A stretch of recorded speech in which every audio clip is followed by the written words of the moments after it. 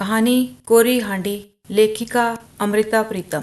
हमारे बापू दूल्हे कुम्हार के सहन में हर रोज स्वयंवर रचाया जाता था, मगर उस स्वयंवर का तरीका ही अलग था। सुंदर घड़े, बांकी सुराहियां, प्यारे मटके और खूब पकी हुई हांडियां बन संवर कर खड़ी हो जाती। हमारा बापू सहन में चारपाई डाल देता और उस पर बैठकर हुक्का गुड़गुड़ाया करता और हर आने जाने वालों पर उसकी निगाहें गड़ी रहती। हमारे हम चाहने वालों को उसकी एक शर्त माननी पड़ती थी। एक दिन 12 साल का एक लड़का आया। उसने सब हांडियों में से मुझे चुना और जल्दी से उठा लिया। एक बार मुझको ठोका, घुमाया और फिर दरवाजे से बाहर देखने लगा। मुझे ये सलोना सा लड़का बहुत अच्छा लगा और मेरा जी चाहा कि मैं जल्दी से उसके गले में जयमाला डाल दूं। फिर सोचा स्वयंवर की शर्त को पूरी करना उसका फर्ज है। उसी समय एक औरत आवाज देती हुई अंदर आई, अरे मनका, तू इधर कहाँ चला आया? मुझे मालूम हो गया कि उस सलोने मनमोहन का नाम मनका है और वो अजनबी औरत उसकी माँ है, क्योंकि लड़के ने फौरन ही जवाब दिया, माँ भूल गई, आज हांडी नहीं खरीदोगी क्या? फिर मनका मुझे उठाकर मेरे बापू की चारपाई के पास ले गया तो बापू ने अपनी शर्त बता दी, 3 आने। मनके की माँ जब अपने पल्लू से पैसे खोलकर गिन रही थी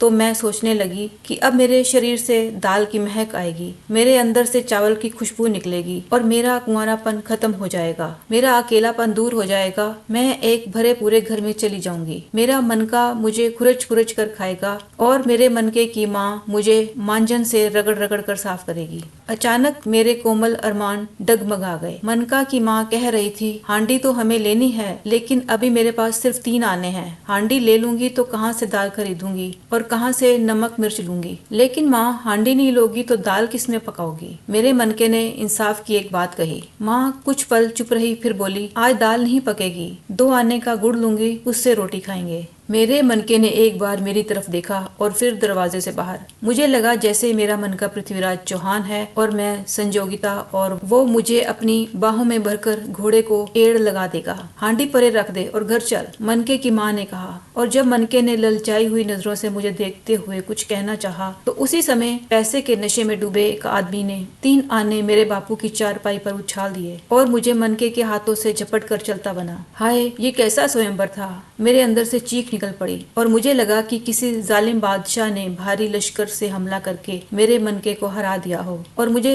जबरदस्ती अपने महल में ले जा रहा हो। इन महल वालों को हम हांडियों की क्या जरूरत आ पड़ी? मैं हैरान थी। जब मुझे एक महल जैसे महान में लाया गया तो मेरा दिल कांप गया। किसी ने मुझ पर काला रंग पोत दिया और देखते ही देखते मेरी पीठ पर भूतनी की शक्ल बना दी और मेरे पेट में एक डंडा लगाकर एक नए बनते हुए महान के ऊपर लटका दिया। नजर बट्टू, सिर्फ इसलिए कि उसके अंदर सुंदर मकान या महल को किसी की नजर न लगे। एक जोरदार ठहाका मेरे चारों ओर गूंजने लगा। पहले मुझे अपने हाल पर रोना आया कि मैं जो किसी चौके की शोभा बनने वाली थी, नजर बट्टू बनकर रह गई। और फिर मुझे उस नए घर में रहने वालों पर भी रोना आया जिन्हें अपने पड़ोसियों की इंसानियत पर शक था कि वो लोग उनके घर की शान को झेल नहीं पाएंगे। ये तो पड़ोसियों और राहगीरों की बहुत बड़ी बेइज्जती थी। मैं सोचने लगी, जो लोग हलाल रोजी कमाते हैं और आपस में बांट कर खाते हैं, खुद जिंदा रहते हैं और दूसरों को जिंदा रहने का हक देते हैं, उनके दिलों में इस तरह के शक जन्म नहीं लेते, क्योंकि मेहनत की कमाई को कभी नजर नहीं लगती।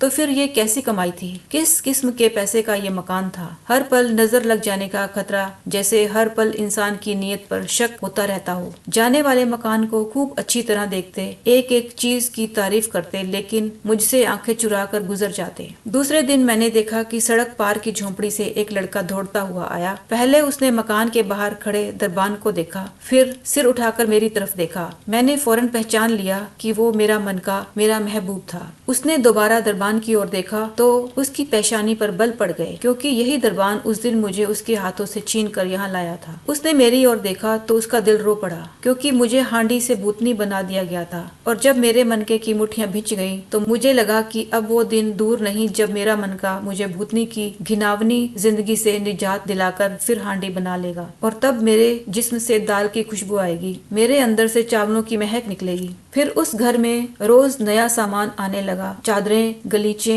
मेजें, कुर्सियां, पलंग, रेडियो, रेफ्रिजरेटर, मालिक की बीवी, मालिक के बच्चे, उसके दफ्तर का अमला और न जाने क्या क्या। फिर एक रोज भोली भाली बांकी सी एक लड़की आई। उसको देखकर मुझे यूं लगा कि ये भी एक कोरी हांडी है। इस ख्याल से मेरा दिल कांप उठा। क्या ये भी अपने घर से निकलकर इस मकान में पहुंचते ही मेरी तरह भूतनी बना दी जाएगी? एक काली काली कलूटी हांडी नजर बट्टू। सबसे नीचे वाले कमरे से मुझे उसकी आवाज साफ सुनाई दिया करती थी। वो दिन भर एक मशीन के सामने बैठकर टिक टिक किया करती थी। सब लोग उसको मिस दास कहकर पुकारते थे। एक रोज मैंने देखा कि वो लड़की उस मकान के ऊपर वाले माले पर आई जहाँ मैं डंडे के सहारे लटकी हुई थी। उसके साथ एक सुंदर नौजवान भी था जिससे वो बहुत प्यार से कहने लगी, प्रेम तुम मेरे दफ्तर ना आया करो। क्यों? क्या मेरे आने से दफ्तर के काम में कोई रुकावट होती है? मैं तो हमेशा लंच टाइम में आता हूँ। तुम साफ साफ क्यों नहीं बता देती कमला? क्या तुम्हारे दिल में मेरे लिए अब जगह नहीं रही? प्रेम तुमसे मुझे कोई अगले जन्म में भी जुदा नहीं कर सकता। तो फिर क्या बात है? दरअसल मेरे बॉस को तुम्हारा यहाँ आना अच्छा नहीं लगता। मगर तुम्हारे बॉस को सिर्फ 6 घंटे की ड्यूटी चाहिए ना, या कुछ और? बॉस बॉस होता है प्रेम, उसके आदेश का पालन करना ही पड़ता है। और वो वैसे भी मुझ पर बहुत मेहरबान है। उसने अगले माह से मेरी पगार बढ़ा दी है। एक दफ्तर में मेरे भाई के लिए सिफारिश कर दी है और मुझसे ये भी कहा है कि जितने दिन मैं उसके साथ दौरे पर जाऊंगी उतने दिन की पगार मुझे दुगनी मिलेगी। इसका मतलब अब तुम उसके साथ शहर से बाहर भी जाया करोगी? हाँ प्रेम, जाना ही पड़ेगा। बॉस के सारे पत्र मैं ही टाइप करती हूँ, मैं ही। कमला,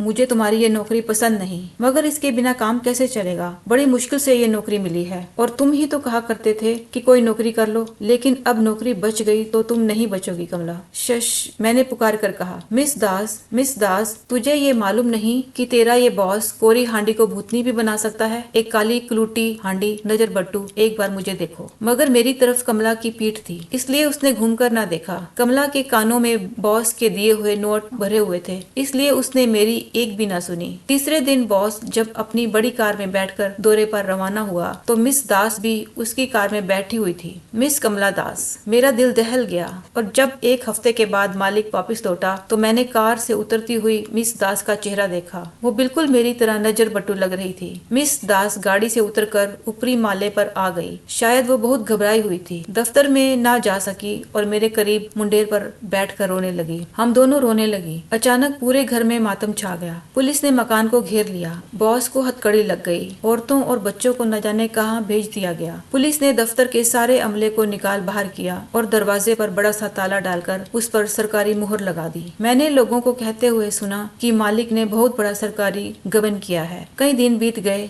कई रातें बीत गई। फिर सरकारी ताला खोला गया। मकान के अंदर से सारी चीजें बाहर निकाली गयी और फिर उनको नीलाम किया जाने लगा। चादरें, गलीचे, पलंग, अलमारियां, मेजें, कुर्सियां, रेफ्रिजरेटर, सब चीजें अपनी जगह से हट गईं। सिर्फ एक चीज अपनी जगह टिकी रही, वो मैं थी, एक काली कलूटी हांडी नजर बट्टू। एक रात बहुत ही नर्म नर्म उंगलियों ने मेरे शरीर को छुआ, छोटी छोटी ठंडी ठंडी उंगलियां, और मैंने हैरान होकर देखा मेरा मन का बहुत ही धीरे से, बहुत ही एहतियात से मुझे कैद से आजाद करा रहा था। न जाने वो कौन से रास्ते से यहाँ तक आया था, किस किस की निगाहें बचाकर मुझ तक पहुँचा था। और फिर मुझे मिस दास की याद आई और मैं सोचने लगी कि शायद इस वक्त उसका महबूब भी उसे अपनी बाहों में लेकर तसल्ली दे रहा होगा।